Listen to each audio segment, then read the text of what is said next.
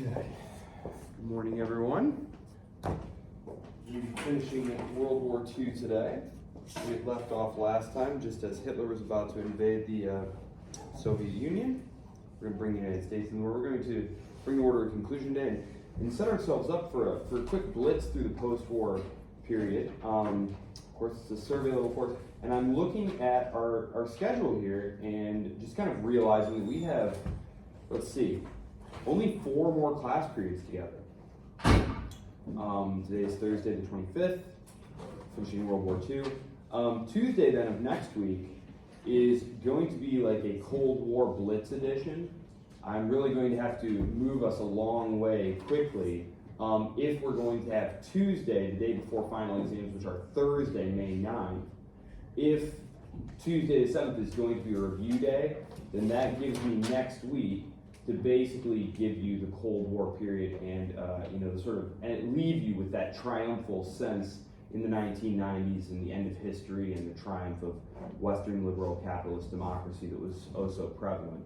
And I think that's appropriate because, and this is something that when I started doing my PhD work in history, I found out is that things that happened less than 20 years ago, it's not really considered an appropriate subject for historical analysis. It's considered still a topic of current events, of journalism. Not that these aren't important, and good history builds off of these sources, primary source documents. And you know me, I'm always putting up old newspaper clippings and stuff.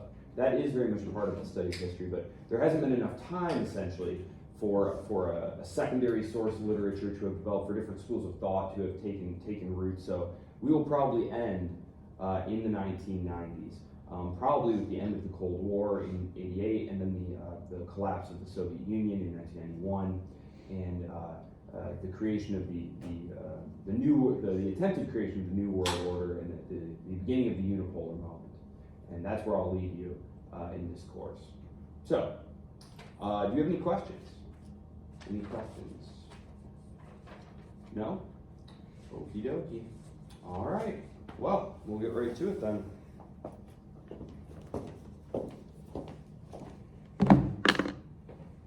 Oh, the quiz that's up. That's all material from yesterday because I knew we had a lot of sporting people and whatnot who were going to be gone, so I wanted to just make it on that first lecture so it was already up for you to take. So, of course, some of these questions will be exam questions. Obviously, the Second World War is a big part of the stuff that we're doing here in this third exam. So we left off last time. Hitler has conquered France, if you remember, 6 weeks, swept through, taken France. The government capitulates. They set up a client state there, Vichy France. The Battle of Britain, Hitler was not able to get the British government to come to a settlement with him, which was his preference. And so Operation Sea Lion is crafted. But that, of course, required air superiority, which the Nazis, if you'll recall, were not able to obtain. The Battle of Britain is going to result in the triumph of the Royal Air Force, and Hitler is going to abandon his plans. However, he is going to feel very secure, and probably understandably so. The British were never a large land power, and it's not clear at all that they are going to pose any kind of a threat to German control of the areas that they have now safely acquired. If you'll remember, Spain is technically neutral, but it's a state that Hitler can feel rather comfortable with. Hitler is trying during this period, and let me see if right here, I'll jump ahead here real quick. Hitler, as he's turning around to go and attack in the east, what he's trying to do is get his friends in Spain, the fascists in Spain, to work with his collaborators in Vichy France and with Mussolini and his fascists in Italy to sort of safeguard this area together. And the problem is they're not going to want to work together because they all have conflicting aims in this area. So this is one of the reasons that the Germans are going to have to keep turning back to this area. It's why eventually probably the best German tank commander of the war, Erwin Rommel, is going to wind up being detached from forces here at really a critical moment and sent to Africa. So, more on that later. This is just all to explain, or try to help explain, why Hitler turns around and launches the largest land invasion, the most ambitious effort in modern military history here. So, Operation Barbarossa, as I told you, it's named after a medieval German warrior king who expanded German territory, I believe it was in the 1200s, to the east. That's why they named it Barbarossa. Yeah, it was the 1200s. Yeah, Frederick I. So, initially, it's incredibly successful. This is all very flat territory here. It's all very flat territory. This is one of the reasons, one of the many reasons that Stalin had been eager, once it was clear that collective security was going to fail and that the French over here and the British were not going to help box Germany in, that it was necessary for Stalin to push the boundaries of the Soviet Union further into Eastern Europe. Because as you can see, all the critical industrial centers of the Soviet Union, of old Russia, are in the west of the country. And it's all very flat over here. So, if, for example, armored tank corps are rolling in here, it's going to be a very quick blitz to get to these major centers. So this is giving the Russians what's called strategic depth. And there's a lot of controversy over different interpretations over why did Stalin not predict or appreciate that Hitler was going to turn on him, that he was going to strike. There have been plenty of reports. There's airplanes flying above. The British are giving them reports. People are coming across the line telling local Soviet commanders, hey, there's something really big going on. Stalin refuses to listen to any of them. Refuses to listen to him. In the case of the British, he thinks that this is wily old Winston Churchill trying to stir up trouble between Hitler and Stalin, trying to provoke them into a conflict in order to alleviate the pressure, if you will, on Great Britain. And so when the attack comes, Stalin is going to refuse to believe it. Orders are, messages are going to come in. They're going to ask, what should we do? What should we do? He's telling them, no, don't attack back. It must be local commanders who are taking initiative on their own. Hitler can't possibly have ordered this. And for about 48 hours, Stalin is sort of shell-shocked. He fears, we're told from the archives, that a coup might happen, that having failed to listen to all of his military advisors and commanders, that he had opened himself up politically to being removed because he had opened the state up to being in danger. But Stalin had, of course, purged anyone who might be an effective rival. So really, all the people around him who might have, conducted a little internal palace coup, say, no, we're your guys. What should we do? And so Stalin, this was probably the one moment from the time that he took power, which we talked about, when he takes out Trotsky and Kamenev and does all that pretty impressive internal policy in the 20s. This was really the only moment up until his death in '53 that he was perhaps vulnerable to being removed from power. But that moment quickly passes. The Germans are going to, as I said, roll quickly through these areas using blitzkrieg. Remember, the Red Army is going to be very poorly led. Stalin has yet to release all of the leadership out of the gulags. Those who hadn't been executed, of course, large numbers of them were executed. A critical thing, though, that's going to slow this down, this invasion and buy time for the Soviet leadership to do a number of things. One of them, truly incredible, is the lack of good roads.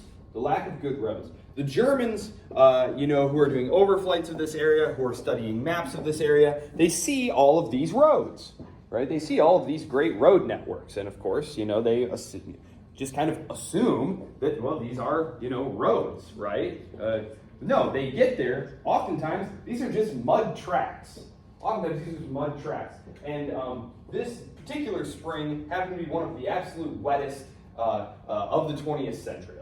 As far as we know, obviously statistics are a little bit more precise now, but it was reputed to have been one of the absolute wettest, absolute rainiest. And so the tanks are getting bogged down. They're slowing up incredibly. It had caused something of a delay in the start of the invasion. We talked about the need for Hitler to go bail out his Italian allies down in the Balkans, and this had delayed the campaign. What had also delayed the campaign, though, that it was just so wet. It was just so wet. And so, yes, the arming progress, but they're not moving quite as fast as perhaps they had predicted. In the meantime, Stalin is going to order all of the factories here in these industrial centers taken apart. Literally, entirely disassembled, like you would take apart a Lego, keep the instruction manual, put it all in the box, put it on the trains, and ship it all out east. Shipping the entire Soviet industrial economy, putting it on trains, and shipping it out beyond the Urals, into Siberia in some cases, so that the Soviet war economy will be able to survive the capture of even these cities, although, of course, the Nazis will not even accomplish this. And this is in part due to, one, some ferocious, absolutely ferocious resistance. The war on the Eastern Front is going to be much more akin to the war in the Pacific that we're going to talk about later, in the sense that it was an absolutely brutal campaign. It was fought to the last man, very, very little surrendering going on both sides. Eventually, one of Hitler's armies will surrender down here at Stalingrad. We'll get to that. It's one of the really, probably the decisive turning point of the entire war in Europe. It is the decisive battle on the Eastern Front. So, let's see. The German forces are going to become overextended. This is a vast space, right? Like, I have it up on the map here, and I can traverse it with my laser pointer in a second. But of course, we're talking about many hundreds of miles with very poor roads. Lines are getting stretched out. You have to imagine, these are tank corps that are blitzing on ahead, right? You're not actually occupying these areas, right? So what's going to happen here is that back here in Berlin, things are going to look like they're going jolly well. Like, just look at all the territory we're gobbling up. But in fact, you haven't actually occupied and pacified these areas at all, right? Huge numbers of Red Army troops are still in these areas, and they're going to start attacking these exposed German flanks.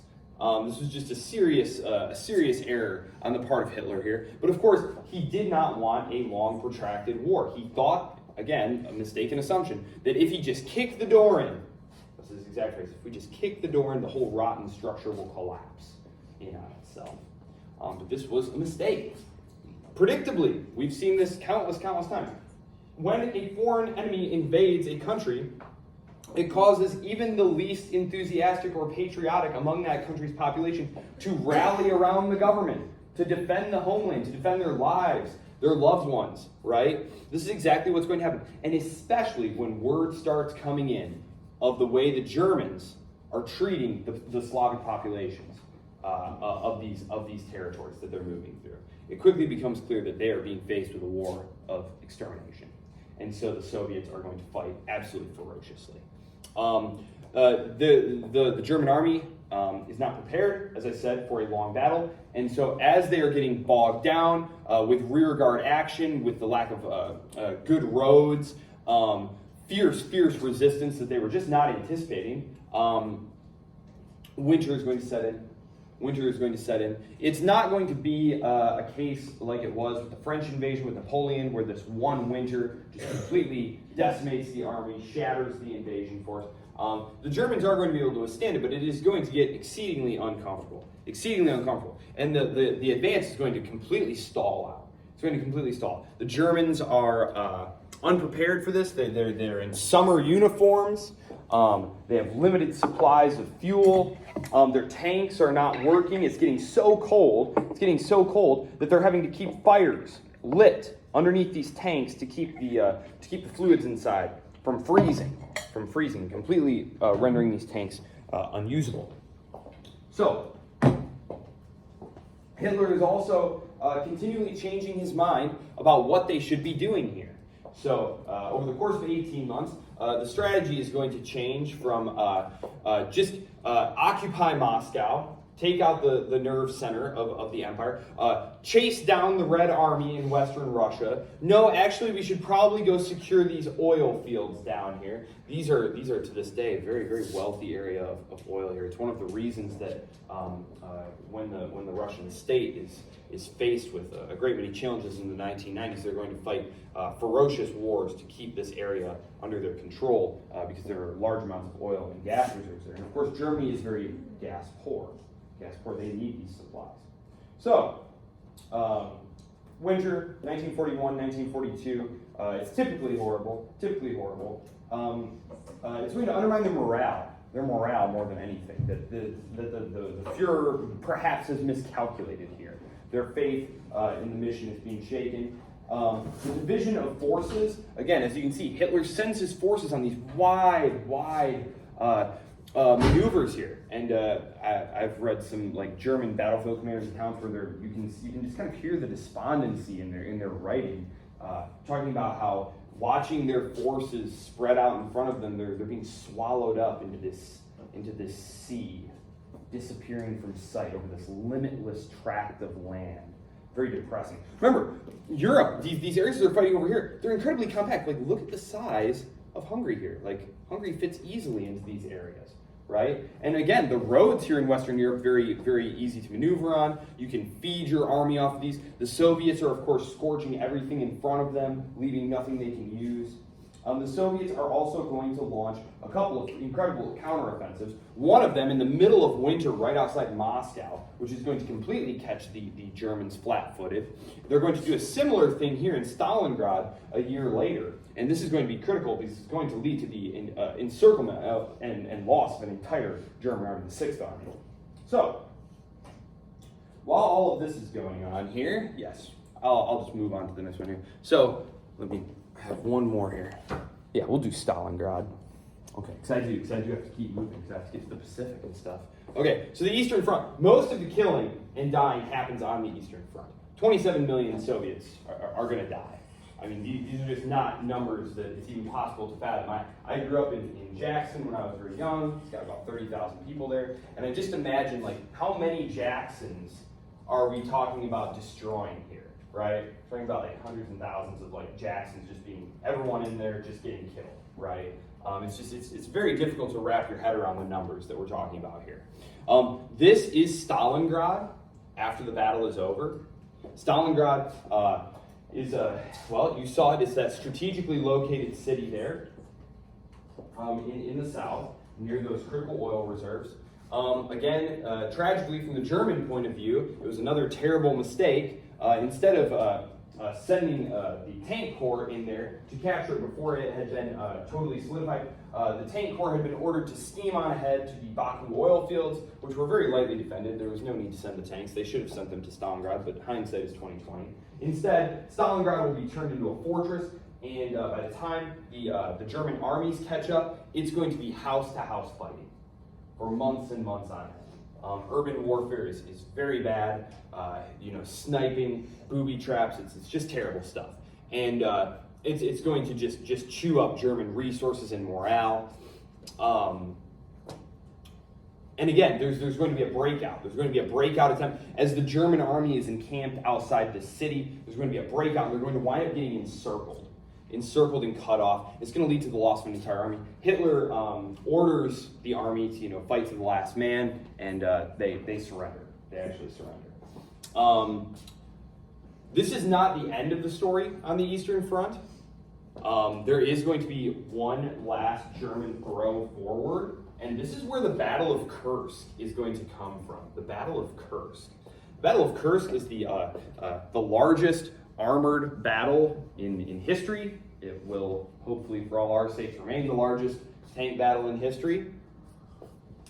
And it emerges kind of by accident.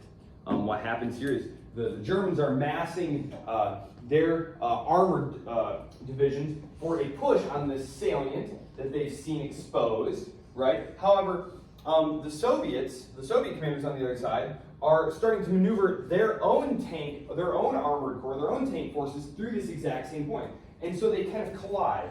And this enormous battle with thousands of tanks on the field at one time just sort of emerges.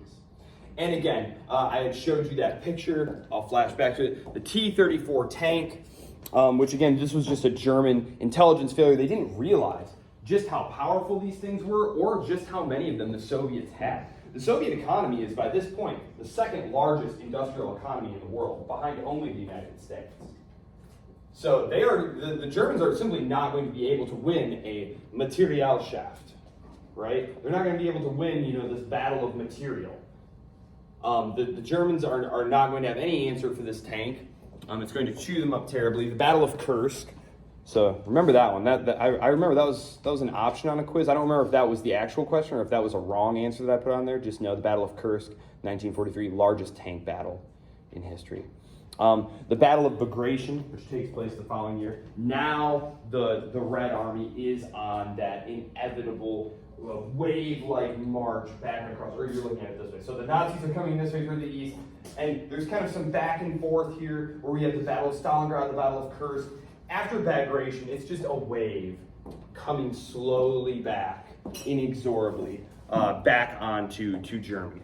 So that is the Eastern Front. It is where most of the fighting and dying goes on. It is where the Holocaust occurs. It doesn't actually happen in Germany. The government ships its Jews out into these militarily occupied zones, these sort of lawless zones. That's where it's going to happen. And of course, we will talk about that. But now I need to jump over to bring the United States into the war because I can't really move the story of the Western Front forward without the Americans, and the Americans aren't in the war yet, so I need to get them in the war. Okay, so I'll come back to the Japan lecture. So the war, of course, starts, really, the United States is supplying Great Britain, right? Supplying Great Britain just as it had in the First World War. And even though there are a series of naval incidents in the North Atlantic, Hitler is very committed to not purposefully provoking the United States into entering the war. Instead, what's going to happen is the United States is going to be drawn into the war by conflict with Japan. And if you'll remember, going back, all the way back to World War I lectures, I've been mentioning how, just kind of in passing, and if you look at the newspaper editorials and stuff at that time, and there's lots of great books about it, people have been predicting a war between the United States and Japan over control of the Pacific, going all the way back to the early years of 1900. Finally, it's going to emerge out of, the Depression. The Depression is going to be huge. The Depression is going to be huge because we talk about the raising of those tariff walls, the cutting off of Japan from these world markets, the decision by the Japanese leadership to create its own sphere, its own closed imperial sphere, right? And using China as its India and moving into these mineral-rich areas here. Remember, Japan, island, resources, very poor, needs them, needs access to them, right? So, interfering with China, though, that's a huge no-no as far as the Americans are concerned.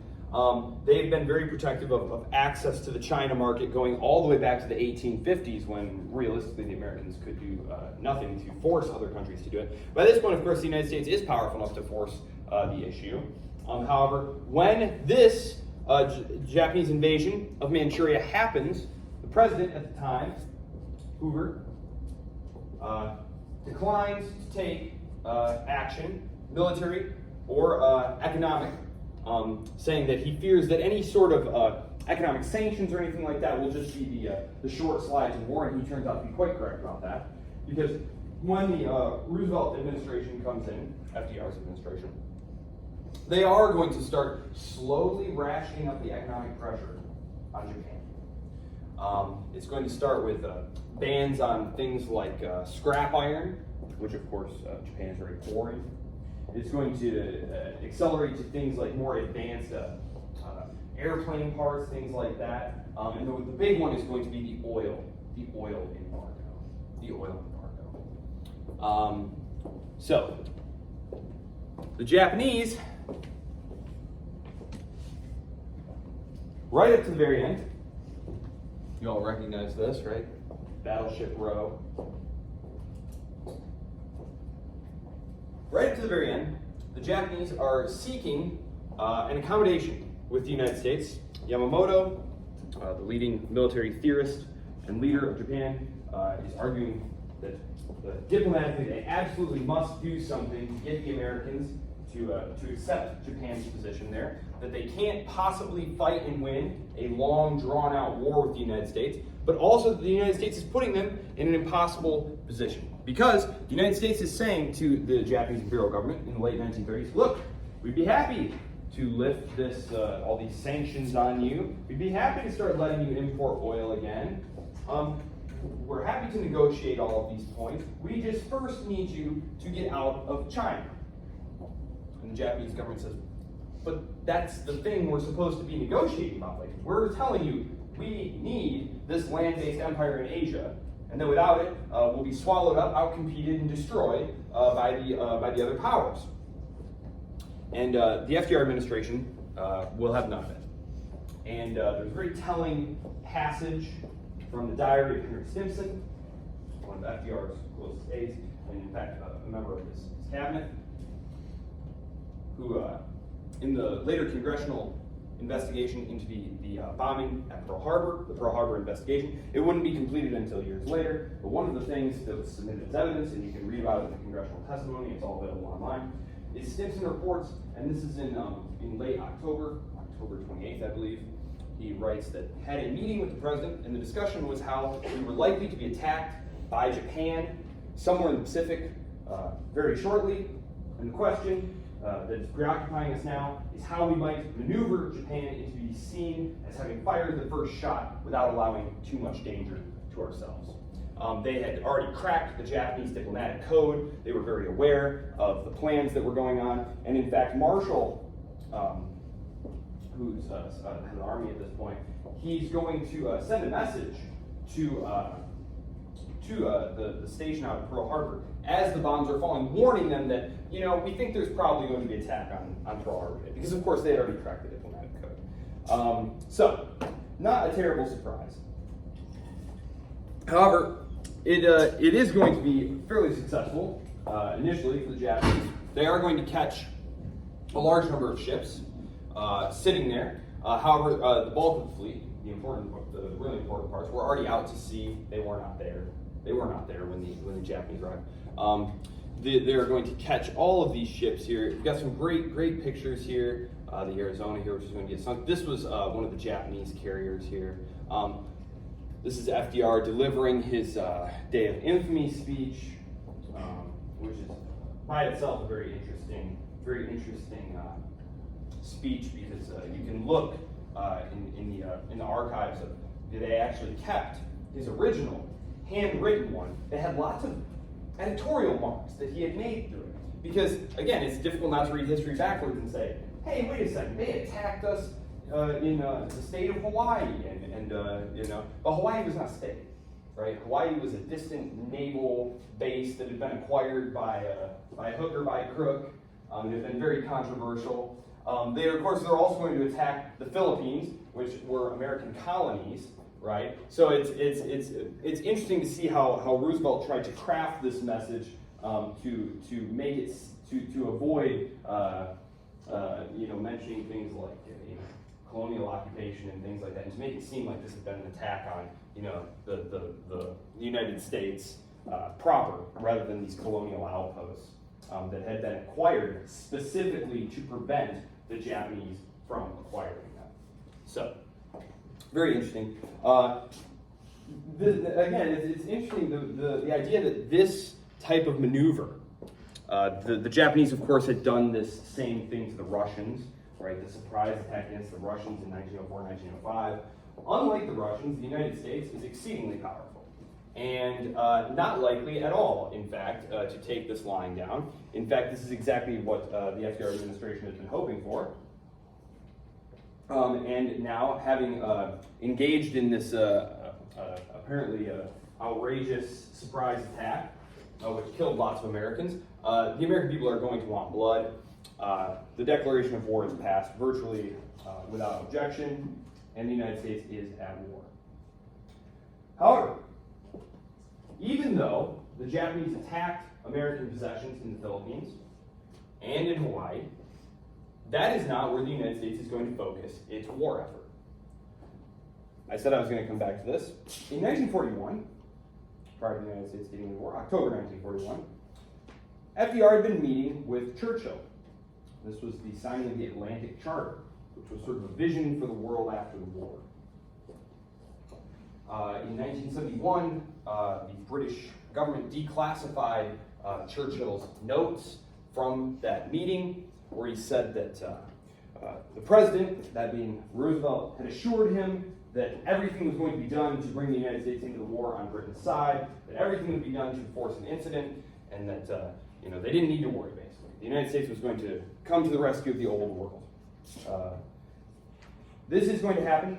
The Japanese and the Germans, if you remember, the Nazis and the Japanese had signed not a treaty of alliance, but a treaty that said essentially if one of us is attacked by the United States, the other power, Germany and Italy are the other powers, must come to the aid of that country. And so the reason that myself and other historians kind of scratch our heads about this, Hitler does declare war on the United States immediately after this, even though he's bogged down in the Soviet Union. The reason it's kind of head-scratching isn't that this agreement existed, it's that Hitler, who had broken many, many, many agreements, decides to honor this one. He had worked very hard to keep the United States out of the war.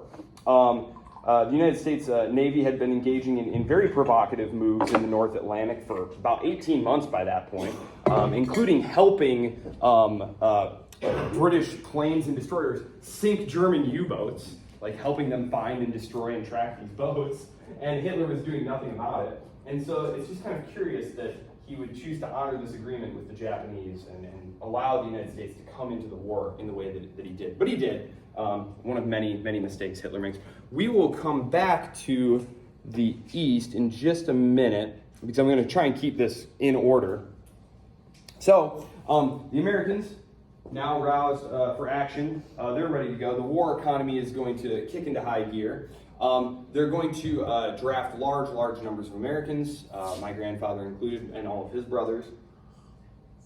They would all see service on the Western Front here in Europe. They're going to follow Churchill's playbook from the First World War and attack the soft underbelly. They're going to come through Africa and up through Italy. Things are going great. Torch, Husky, Avalanche. These are the amphibious assaults in the Mediterranean here. I'm not going to go into each of these. I will just say Eisenhower is commanding these. And these amphibious assaults are very, very challenging. And they don't go terribly well, some of these, especially Avalanche here. Or was it Shingle? It was Shingle, yeah. The Germans who are reinforcing the Italians here know they're coming and attack these positions as they're trying to disembark here, and it's very nearly a disaster. The Americans do win the day, but it's very costly. And Torch, Husky, Avalanche, Shingle, these are all basically preparation for Operation Overlord, which is the D-Day landing. They're not entirely sure that's going to be necessary yet, but what's going to happen here, I think I've mentioned this countless times, in terms of Italian geography, things start becoming slow going up here, moving up through Italy. It's very mountainous. There aren't great roads. There's a huge advantage for defenders.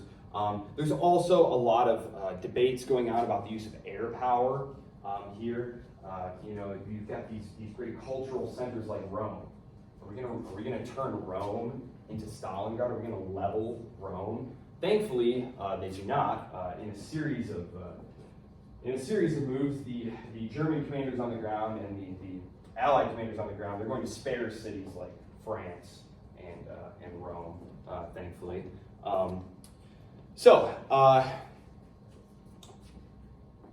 In North Africa, what had been going on here is that the Italians and their allies here, they had all been occupying this area. They were trying to push over to Egypt, which is over here.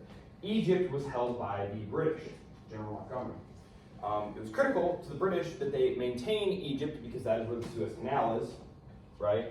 And the Suez Canal was what allowed the British to very quickly get to India and back and to move men, material, supplies over there. The British were also sponsoring the Chinese the Chinese, and this is one of those parts of the war that in a survey level course it's hard to cover all these aspects. Of course, remember the Second Sino-Japanese War is going on at this point, right? And actually, when the Americans start fighting the Japanese, they're only ever going to encounter like a quarter of Japanese full military strength. Most of it is tied down on the mainland of China, fighting this horrible war that's going to have millions and millions of casualties. And the British are arming the Chinese forces under Chiang Kai-shek using what's called the Burma Road. The Burma Road. So basically they're taking material, going through here, cutting through the Suez Canal, and then funneling it up through Burma, which is right by, it's modern-day Myanmar, if you know that, right by Vietnam.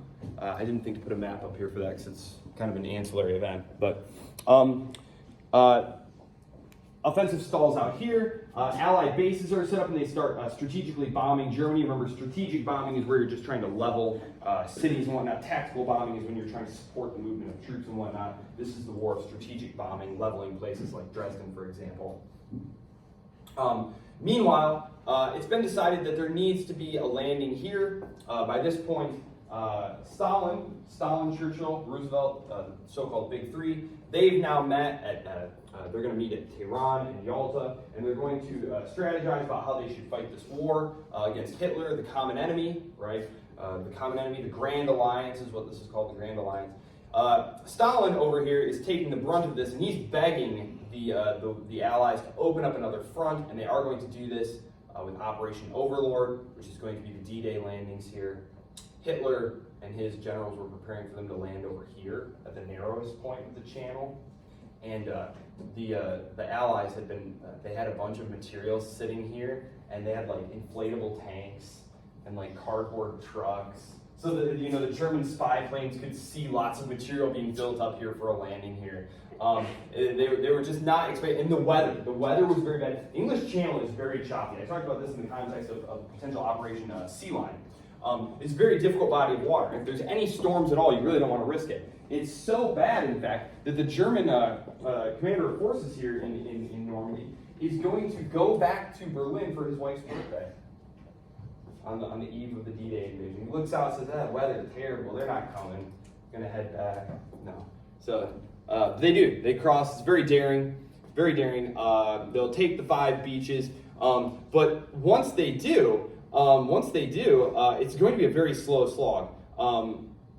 Not only is German resistance going to be very tough and tenacious, this area up here is also very, very dense in terms of like hedgerows. And some of these hedgerows were hundreds and hundreds of years old. I mean, they were just these impenetrable masses that you couldn't just drive armored vehicles through and whatnot. You had to go around. They made great cover for the German defenders. So it's going to take a long time to get there. They will swing through Paris. Charles de Gaulle, eventual president of France, leader of Free French forces, he had refused to accept the surrender of Pétain and the authority of the Vichy government, even though technically speaking, the legitimate government of France had made a peace with Hitler, and that was it, and Charles de Gaulle was just some random military officer who had refused to accept that and was just hanging out in London saying, "No, I'm the leader of France," but winners write the rules. And so they sweep into Paris here. The reason that they take Paris, Eisenhower had not been interested in taking Paris. De Gaulle insisted on it, though, because Eisenhower didn't care to take it because it was not strategically important to the push. They're going to try and knock Germany out right here in 44. It's not going to work. They're going to run out of steam, and the war's going to drag on for another 8 months. But he thought stopping in Paris would be sort of slowing them down unnecessarily. De Gaulle's point, however, was that the underground movement, the underground partisan fighters who he had been in communication with, had a lot of communists in their ranks. And he was worried that if Paris liberated itself in an uprising, that the communists would seize power, and you'd have a replay of what was known as the Paris Commune. The Paris Commune. This was when the communists seized power at the end of the Franco-Prussian War. And the French forces, having just been defeated on the battlefield, they have to turn around and come back into France, into Paris, and kill large numbers of their own countrymen. He wanted to avoid that. And they do. So, thankfully. Okay. Operation Torch, Operation Overlord. Yes. And so, again, it's going to be a very slow grind coming in here. I mean, the Germans are going to fight to the death. Hitler is going to try one last throw here in the north, right after Operation Overlord. A couple months later, after this invasion starts to slow up, winter's setting in. You know, maybe we'll just wait and push forward in the spring. Hitler launches one final offensive. His generals are kind of aghast at this. They say, "No, shouldn't we? You know, save what powder we have left and just dig in here along our defensive lines." Hitler insists, and this is where the Battle of the Bulge comes from. The Battle of the Bulge is the last great German military thrust there on the Western Front. It's going to totally catch the Allies by surprise. Large numbers of them are going to be cut off from the main body of the forces, my great uncle among them. Ultimately, though, the superior American air power and numerical superiority is going to weigh in their advantage, and eventually they're going to be able to turn this bloody stalemate into an eventual victory. And the forces of the Soviets and the Allied powers are going to meet in Berlin. Hitler will commit suicide when the Soviets are several hundred yards from his underground bunker. So, island hopping. Once it is clear that things are well in hand in Europe, Stalingrad has already happened, the American landings are already happening, and it sort of seems a matter of time. The Americans can start turning their attention to the Pacific. You have to imagine that those battleships that they lost at Pearl Harbor, yes, that was apart from the lives lost, the ships themselves, those are replaced in a heartbeat. The American war economy is going to be incredible. It's going to churn out planes and ships at incredible rates. The Japanese have absolutely no chance of keeping up. This is the Japanese Empire at its greatest territorial extent. Recall, this was what it had looked like in the late 1930s, right? And it was these moves down into China that were really starting to grate on the Americans, right? Remember, they had acquired Formosa, Taiwan in the 1890s. So they're building quite a land empire here. And as you can see here, it looks like they're going to block the Americans off from access to the China market. The China market is going to be locked away inside Imperial Japan. These possessions here, Japan is going to seize as soon as they attack Pearl Harbor. They're going to simultaneously attack all of these possessions, including the Philippines. And the Philippines one is just so baffling because MacArthur is there. Due to some technical problems, some cloud issues, some weather problems, the actual task force that is supposed to attack the Philippines is not synced up with the people who are attacking Pearl Harbor. So reports are coming in to the Philippines that the Japanese have attacked the Americans at Pearl Harbor, and MacArthur does not mobilize his forces. And when the Japanese do show up, the American Air Force is just sitting on the ground, and they get destroyed completely on the ground. It's just kind of baffling there. But that is one of the several reasons that the Americans are pushed off of the Philippines. MacArthur and his forces will escape to Australia, which is where they will start from. So this, and then the Japanese quickly occupy the European colonial possessions, and this is going to play a big part in destabilizing, finally giving that final crippling blow. Remember, World War I had weakened the European empires. The Japanese invasion and occupation of all these European possessions, because remember, these were all the Dutch East Indies, right? These were British possessions. This was French Indochina. These are all going to be taken over by Japan, right? And so here we go. This is the Japanese Empire at its greatest extent, and this thicket of islands here. This is where the island hopping campaign is going to come from. I am obviously not even going to try to go through all of these individual little battles here, but just know they're going to be horrifying. The first, here, Tarawa, right here, November 1943, in the Gilbert Islands. Couldn't find it on a map even with a magnifying glass. No American had ever heard of this place, right? The Americans sailing their huge, mighty fleet over here. They hit Tarawa. They disembark. They attack the 5,000 Japanese who are holed up there. And when the battle was all over, 3,000 American casualties piled up, and only 17 Japanese are alive. This is a spit of land, not much bigger than this campus. And American military planners are a little bit shocked and horrified. They had known that this is obviously a war, guys are going to die, right? But 8,000 total casualties over this one tiny little spit. And look at all these little spits that they're going to have to go get. There's 100 of them. Is each one of these going to be contested in this way? Are these the types of casualties that we're going to have to face? Is this the type of resistance that we're going to encounter? And the short answer is, yeah, pretty much. Pretty much. The Pacific Theater is not where you want it to be. I'm not saying any part of the war would have been a picnic, but if you had to pick a place not to be and you were an American, it was here. You didn't want to be here. So some of the big ones. Midway, Wake, Saipan. Saipan is going to be one. Saipan, this is one that, again, just really shocked the Americans. There's a great diary entry where this soldier, this he's an airman actually, where he's talking about how, I always imagined that the enemy was just like me, loved this country, just wanted to win the war. He said, but after that, it seemed to me like they were more just interested in dying. Before the battle, to inspire their troops, the Japanese generals who are there commit ritual suicide to inspire their men, who then go out and engage in a banzai charge. This is a mass charge on these embanked American positions, and they're mown down horrifically. As the Americans move in to take possession of the city there, the 8,000 Japanese residents begin throwing themselves off the cliff into the sea, exploding themselves with hand grenades, stabbing themselves to death. There was something of a cult of suicide in Japan to begin with, and there was also a lot of propaganda that was being pushed by the central government about what would happen if the Americans captured you. That they would rape all your women and mutilate all of your men and make you into slaves and stuff. So again, this is just one of those really shocking.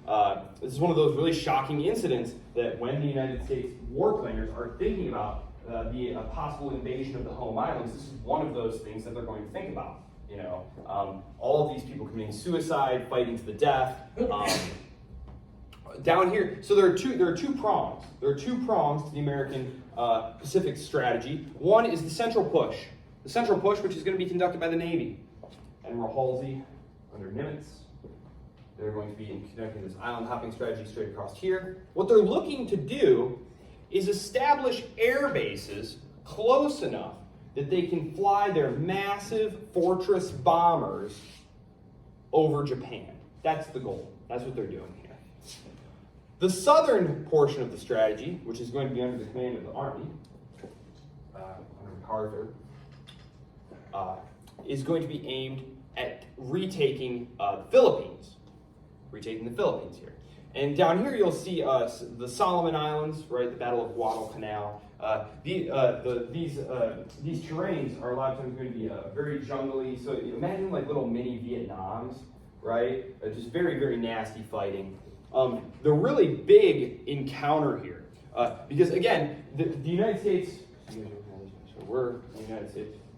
We're going this way now. Okay, so here's Japan over here, and we're slowly moving this way. And yes, it's bloody, but it's pretty much a non-stop move. 1943, 1944. Yamamoto, the Japanese commander, is going to attempt to fly down to inspire his men after a series of air raids. And the Americans, who, as I said, had cracked the Japanese diplomatic and military cables, are going to intercept this message, and they are going to send a squadron of P-38 Lightnings to intercept him, and they are going to shoot his plane down and kill him. The Japanese thereby lose their best military commander fairly early at the beginning of what was called Operation Cartwheel. This was all called Operation Cartwheel. The Japanese, realizing that the curtain is coming down, that the Americans are just inexorably moving forward, they decide that their best bet is an all-out attack on the Japanese Navy, in the hopes that maybe by crippling the American Navy, that if they can't force the Americans to the peace table, that they can at least blunt the American attack and buy time for themselves. And they choose a place near the Philippines, Leyte Gulf. We said Kursk was the largest armored battle in history. Battle of Leyte Gulf is going to be the largest naval engagement in world history. So, Leyte Gulf. The Americans are moving in to reoccupy the Philippines. That takes lots of troops, right? So you have to imagine large numbers of troop transports, which are fairly slow moving and lightly armored themselves, right? They need to be defended, right? They need to be defended by ships, light cruisers, small carriers, etc. What the Japanese are going to do, the commander, now that Yamamoto is gone, Kurita is going to develop a plan. What they're going to do is he's going to send Ozawa with the four large carriers that Japan still has. What he's going to do is he's going to send them off north here to draw Admiral Halsey away after them, chasing them, a decoy, hoping that Halsey will take the large American cruisers and carriers with him, so that they can then, I'll switch to this map now, so that they can pin down the American landing craft and the rest of the American fleet here, coming around from the other side of here from Singapore and sneaking up on them from here. So this is what's happening. You have a Japanese fleet down here, two large task forces here, the remnants of the heavy part of the Japanese Navy here, the big aircraft carriers are up here, and they're going to send them out here so that Halsey will peel off over there, exposing the Americans that are left to this sort of surprise attack. And it will be a tremendous surprise coming from the other side of the Philippines. So, October 1944. This is going to be the decisive naval battle of the war. Unfortunately for the Japanese, it is not going to go the way the Japanese thought, because while everything actually kind of works out exactly like they had hoped, we're still in the era of like sort of infant technology, right? What happens is, as night falls, it's a nighttime maneuver, it's a nighttime operation, the Japanese fleet becomes dispersed, disorganized, and Kurita, who can't see what's going on in front of him, fears that because of the way his forces are spread out, that they're very vulnerable to attack by the American large carriers, which he fears are in the area. He has no idea that actually Halsey is in fact hundreds of miles away, that he did in fact take the bait, that he was nowhere close, and that if he had just pushed in for the kill, he would have just wiped out the Americans who were there. That's not to say that the Japanese would have won the war or something like that, but it would have been a major victory for the Japanese there. Obviously at this point the Americans have pushed all the way back here, right, and the net is sort of closing in around them, but still this would have been a major defeat for the Americans. Instead, it turns into a major loss for the Japanese. The Japanese Navy after this is going to be effectively irrelevant to the war. Halsey, because not only do they break off the attack here and wind up getting killed over the course of the retreat by American air power, Halsey is going to track down those four aircraft carriers, and he is going to sink all of them. So, the Japanese fleet is effectively rendered useless after the Battle of Leyte Gulf in 1944. From there, as you can see, American airfields are being set up. The Battle of Iwo Jima, that's a very famous one. That's where the flag gets hoisted up over the island. Again, it's just, these are horrible battles. You have to imagine like very slow slogs up the beach under machine gun fire, having to go into tunnels looking for guys, booby traps everywhere. Very, very nasty stuff. All of this is going to contribute to the decision to use air power to try and force the surrender of Tokyo.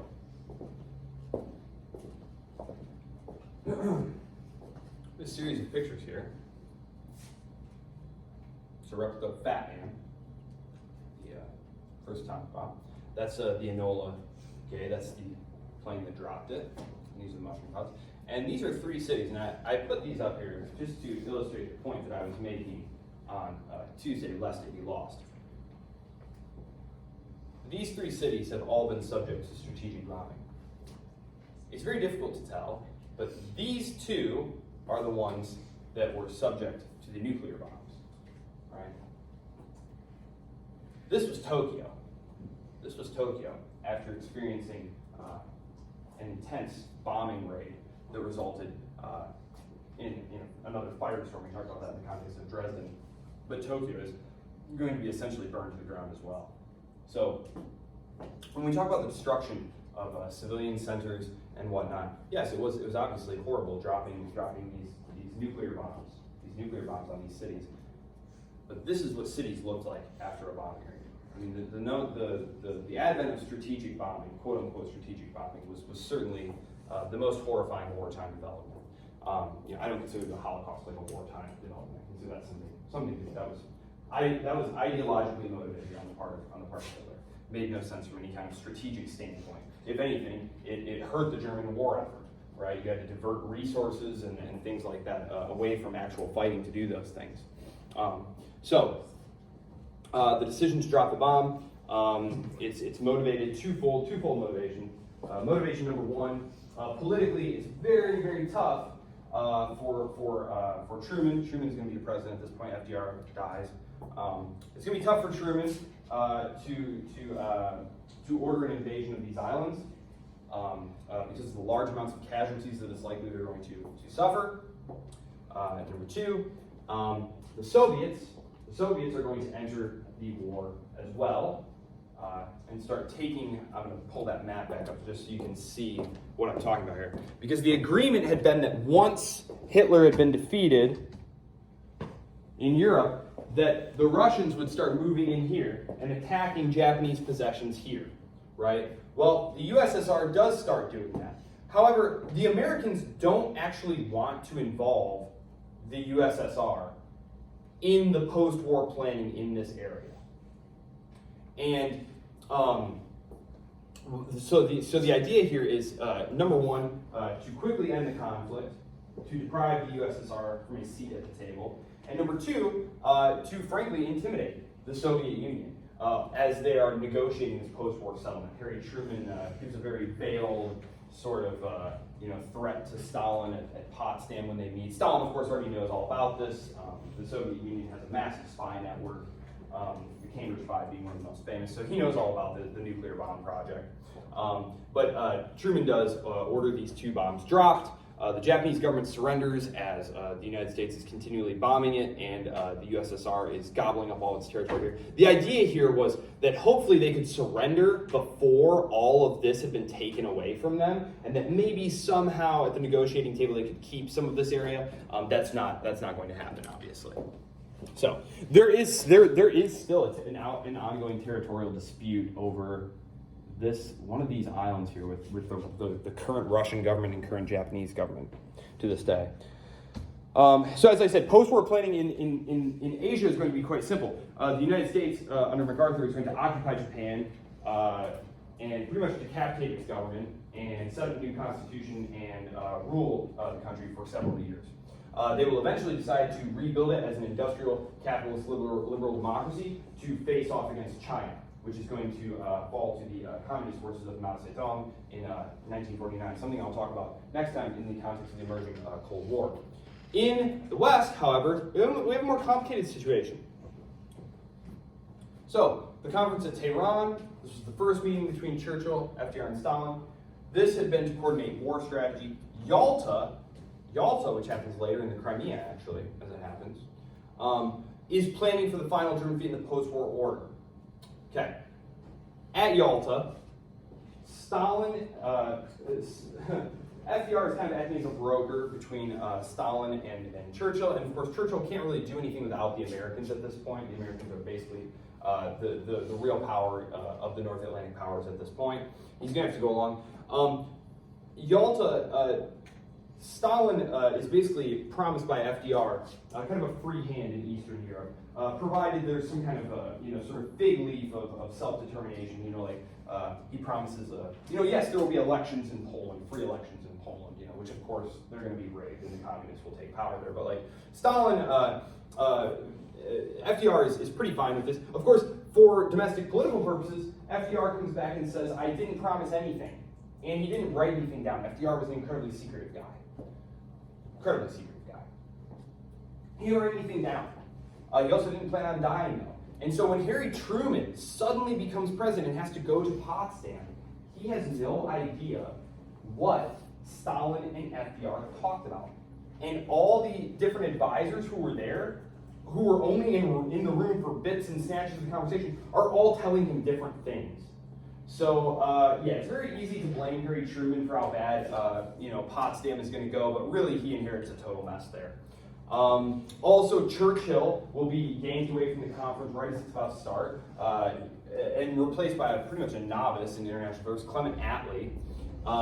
And this conference is going to be defined by nothing so much as disagreement and mistrust. Because Stalin thought he had been promised certain things. Truman feels like, well, FDR said he didn't promise any of those things, and this seems kind of bizarre, and I've got all these different conflicting things. And Churchill, as he's leaving, is saying, like, no, the Russians only respect strength. You need to be tough with them. So this is really going to set the stage for the coming Cold War contest. This is divided Berlin. It will remain divided into these occupation zones, and of course, Germany itself is divided. Germany, the original plan had been to deindustrialize Germany and leave it as just this blank farmland space. The United States will make the decision to combine the Western occupied zones and to turn it into a liberal capitalist industrial democracy as a bulwark in the new Cold War. So this is the reason, this is the broader geopolitical reason that in the immediate years following World War II, the United States turns around and rebuilds its former enemies into these incredibly powerful states. And if you think about just the map, in between, West Germany and Japan, you have communist Soviet Union and communist China. And the idea is to kind of squeeze them like that. So, yes, the Holocaust.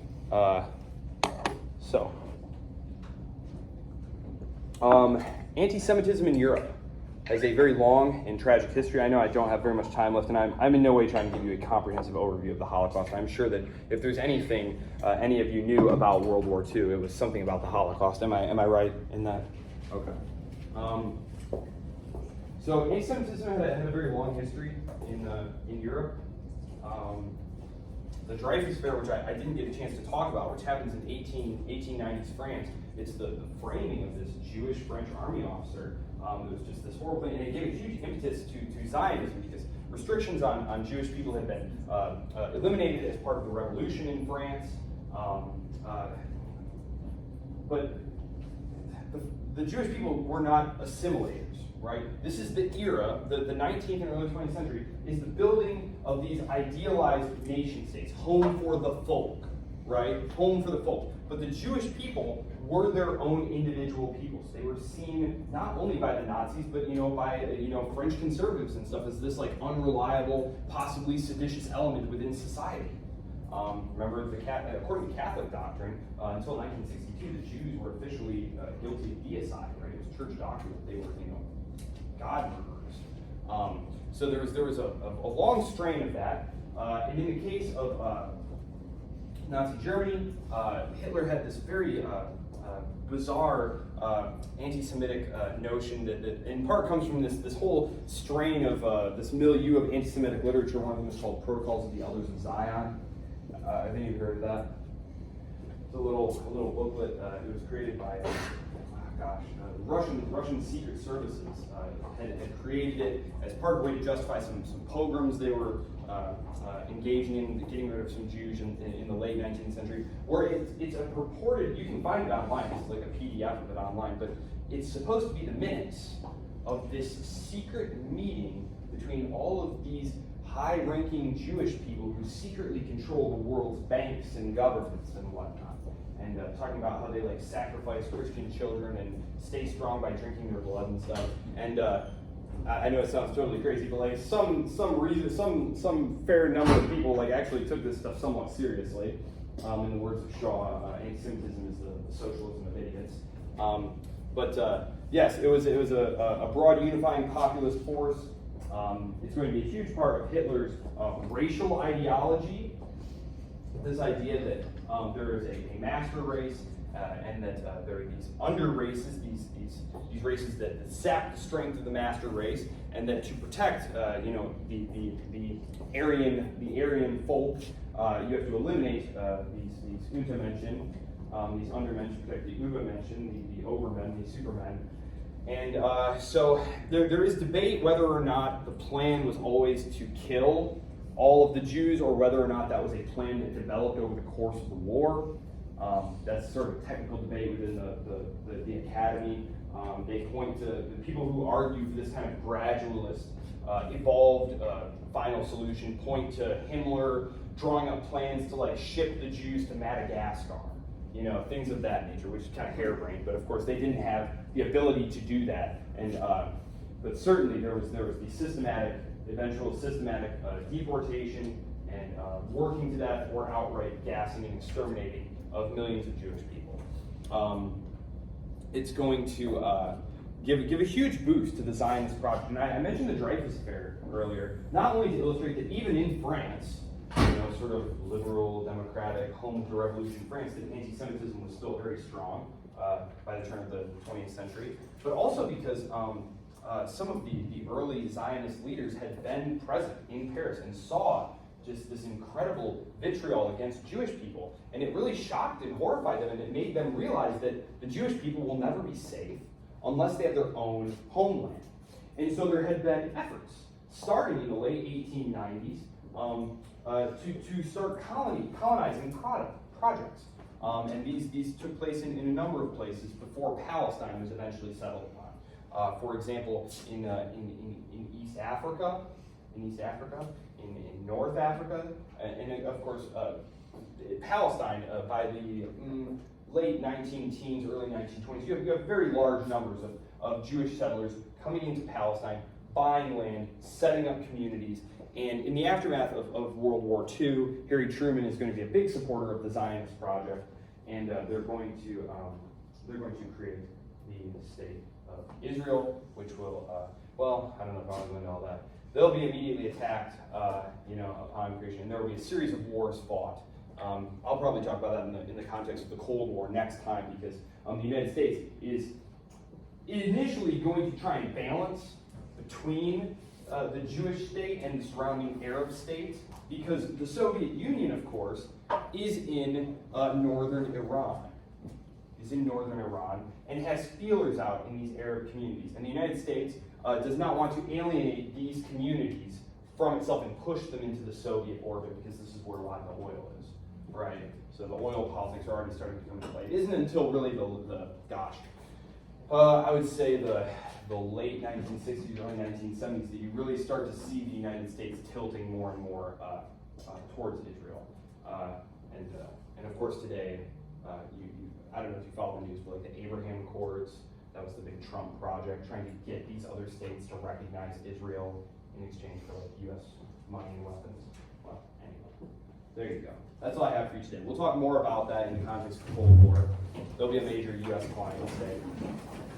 So there you have it. I will see you all on Tuesday. Don't forget about the quiz. If you have any questions, please just let me know.